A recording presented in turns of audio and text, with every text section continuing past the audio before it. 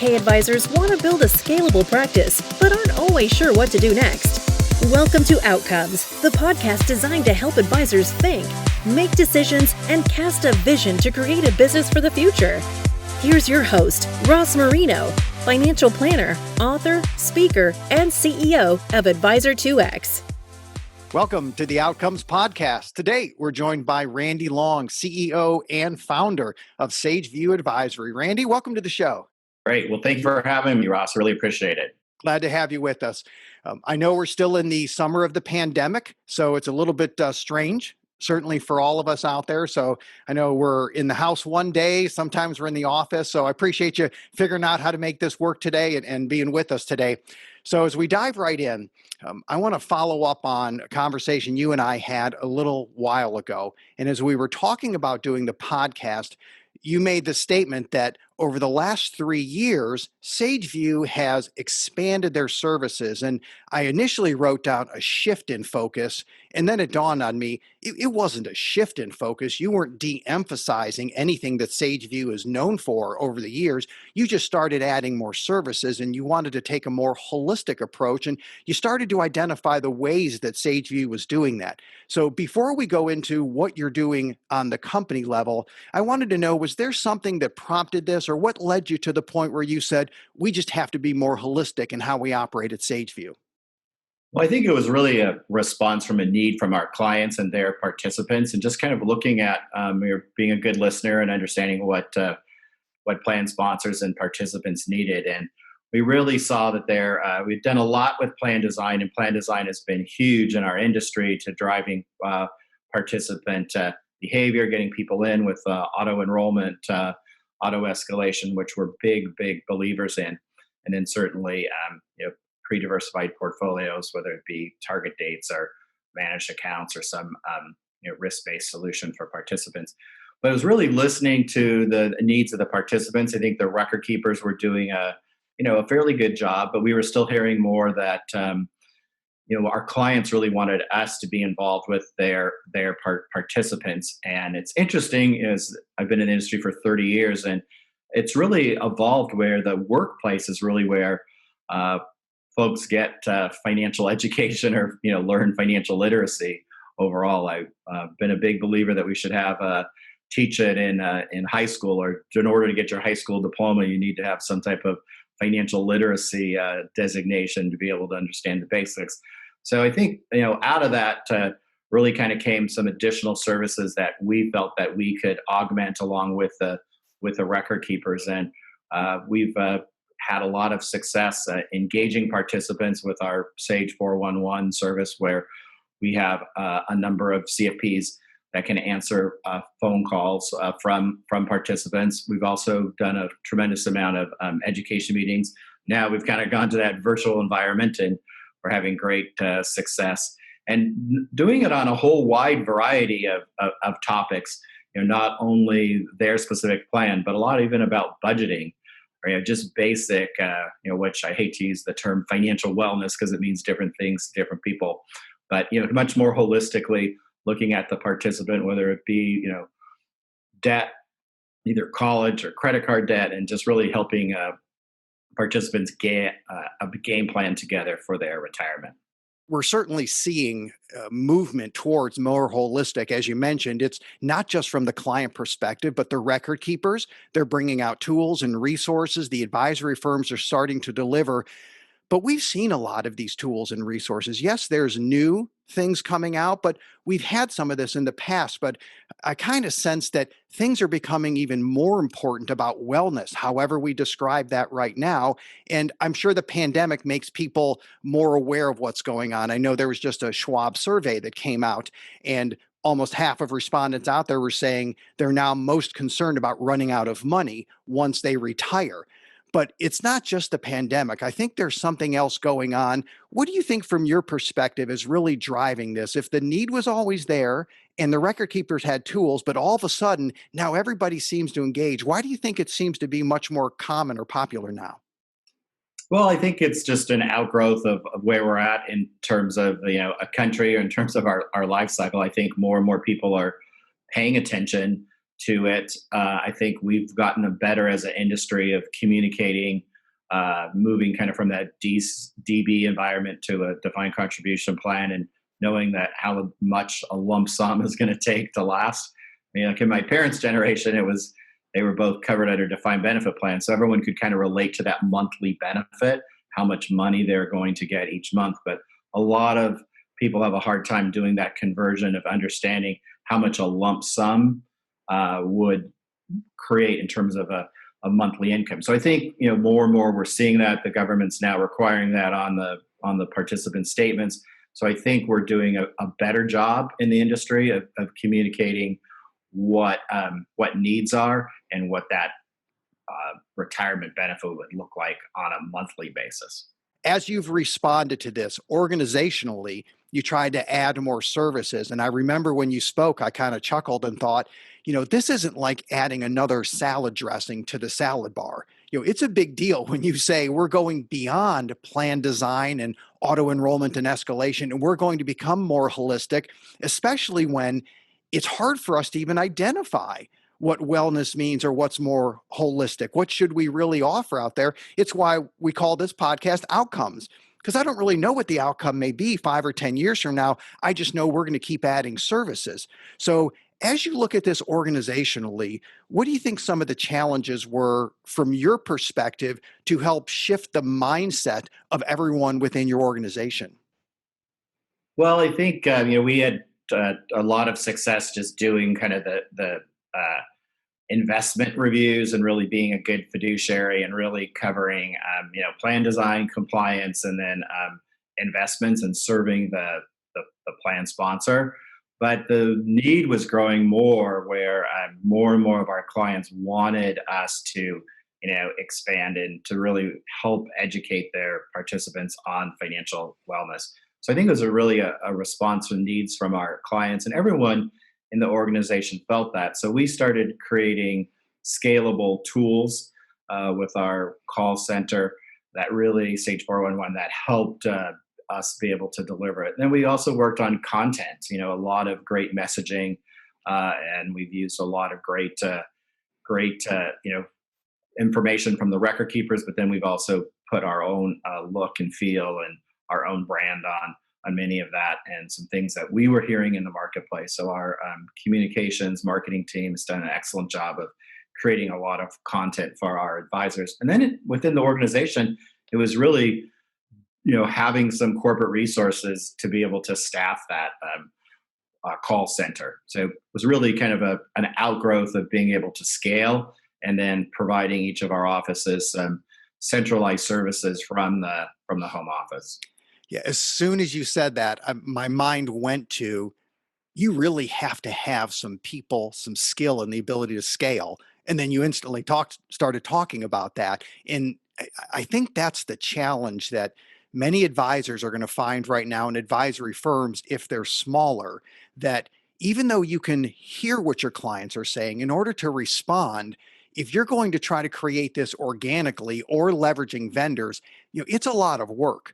I love hearing that the whole organization understood, because sometimes as a leader, as a CEO, which you are, you just have to do the Wayne Gretzky and say, here's where the puck's going to be. We're going there.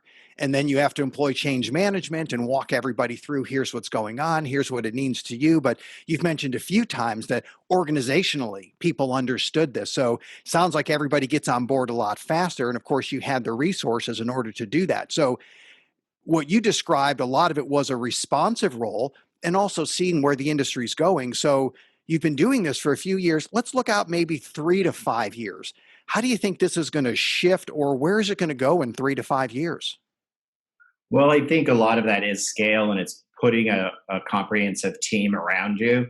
And so that's where I think that just like the record keeping community, the investment management community, the advisor community will continue to consolidate. And so I see more and more advisors joining larger teams, the Sageview, the Cap Trust, the NFPs, that have really been able to offer their advisors some tools that can help them grow their practices. Do we get to a point where maybe the smaller advisor is just so challenged, we're going to see some of them fade from the market? What do you think? I think that we will, and we've already started to see that. So some, particularly in the wirehouses where there's a lot of advisors that have left and turned that over to a specialist. So I think it's, much like the medical community, you have your general practitioners and then you have your surgeons. And I think that a lot of us are becoming more of a surgeon and as opposed to the general practitioner. So it's hard for an advisor to do all things and be all things for all people. So I think what's helped us grow and be successful is really putting our efforts around an expertise and really delivering on that and trying to scale that and not trying to be all things to all people. So that's something that a lot of us, I think, struggle with. Yeah, we definitely do. Well, let's go back for the last few years and then kind of review mentally up till today. You've probably learned a lot of things along the way. So could you take one thing that maybe surprised you, that maybe worked out better than you thought, or something you should have done different? But what's a lesson learned over the last few years as you've been building out this more holistic approach at Sageview?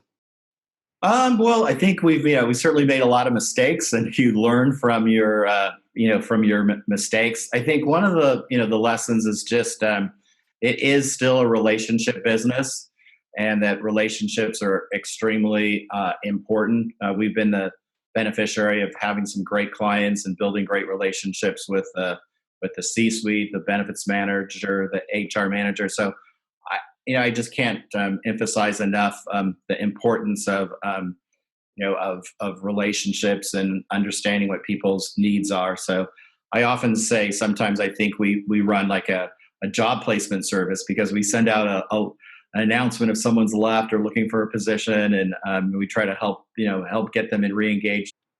Yeah, it's definitely a relationship driven business. That's for sure. I know we're fortunate to work with a couple of the Sageview advisors that are working with us on Excel 401k on our conference, and they're part of our committees, AJ and Mike, and they've done a lot of work, really helpful. So I know you have some sharp people working there. And of course, you guys always continue to grow. So keeping those relationships, expanding those relationships, that's certainly going to be the foundation of growing the business.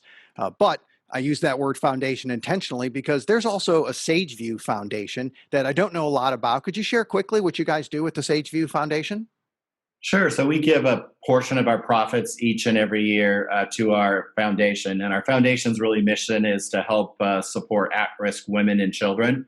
And so we're very involved in not only U.S.-based companies, but also helping individuals in the U.S., but also abroad. We have a particular focus or emphasis in Rwanda, kind of being an entrepreneur. Many of you know the story of Rwanda, the genocide that took place over 25 years ago, and how much progress that country's made by reconciliation and forgiveness of the two tribes and being able to come to work together. So being an entrepreneur, it was my wife's kind of idea, but we ultimately created a farm. So in addition to sending kids to school and helping build a school and sponsoring a number of kids to go to the school, we employ about 100 people on a organic, sustainable farm outside of the capital city of Kigali. So I don't know nothing about farming before, but it's been a humbling experience. But I've learned a lot. And the old saying goes, "Too much has been given, much is expected." And I think it's such a joy. I mean, I feel I get more blessed by it, by being the giver than the receiver. So if you haven't experienced that feeling, I really challenge you and encourage you to do that. I know there's a lot of great people in our industry that are giving back. Jason Chepnick, Barb Delaney, a lot of really great advisors that have that same value. But I think it kind of gets back to the culture. Profits for a purpose. Certainly, American Century with the Stowers Institute has been a inspiration to me. Yeah, and that's fantastic. I'm on the same page as you. I believe creating the jobs is really the ultimate that we can do for these countries. Yes, you have to help kids go to school. You need health care. All of that stuff is important. You have to live. You got to eat. But what's sustainable is a job. So hearing that not only did you create jobs, but it's a sustainable organic farm, that's fantastic. So I love hearing that. And I think we're in a position to do that as entrepreneurs because we just think along those lines of how do we create solutions to help these people. And at the end of the day, if you can create a job and self-sustaining, meaning you didn't just change a person, you changed the family, you changed it generationally as well. I've got Jason Chepnick I talked to yesterday. So, right, a great person, Barb doing wonderful work out there. They're going to be on some podcasts coming up shortly. So there is a lot of people in our industry that are doing some wonderful things. How about if you could name maybe a vendor or a product or somebody outside of Sageview that you think is really doing good work or doing some things that are making a difference? Who do you think you want to bring up? There's several. Certainly, J.P. Morgan. I have a lot of respect for. I already mentioned American Century, but certainly, Empower's doing a lot. Voya's doing a lot for folks that have disability or handicap. So, I think our industry has done a good job. I mean, I'm always encouraged by Buffett and Gates. When you work in a third world country or a developing country like Rwanda, you really see the effects of what the Gates Foundation and the Buffett have done. Buffett's really into farming, and so that's near and dear to my heart.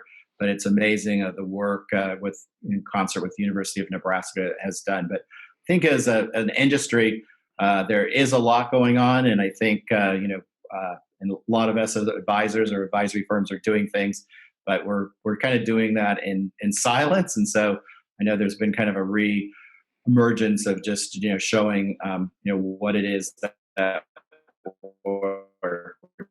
we are giving back. So I'm a big believer in giving a hand up as opposed to a handout. Kind of following up on that earlier point, as you said, jobs are great, but we made some microfinance loans through our foundation through a group called Hope International. But when I've had the opportunity to visit the Dominican Republic, I'll never forget this woman grabbing my wife and I's hand and dragging us to her little shop where she was selling, Coca-Cola and peanuts and things. And look what I did. I'm so proud. She was just so thrilled of restoring her dignity and, doing it herself as opposed to, creating a dependency model where, the check comes in each month. But she was working for that. And it really, I think if we can instill that is a very important value. I think I want to point out that when you mention those companies, it's the ones that are doing some things that they have size, they have scale, but they're also looking more towards holistic, like with Voya and what they're doing with special needs and so forth. That's a wonderful module that they have, driven by the CEO who had an experience with another family and watched what these families went through. And it just sounds like the time is right where there's a convergence of bringing these types of resources and support to the marketplace. They're ready for it. If we can deliver it, it's probably going to be the best 3 to 5 years, 10 years our industry's ever had. So what do you think? Yeah, no, absolutely. I think that the business is right.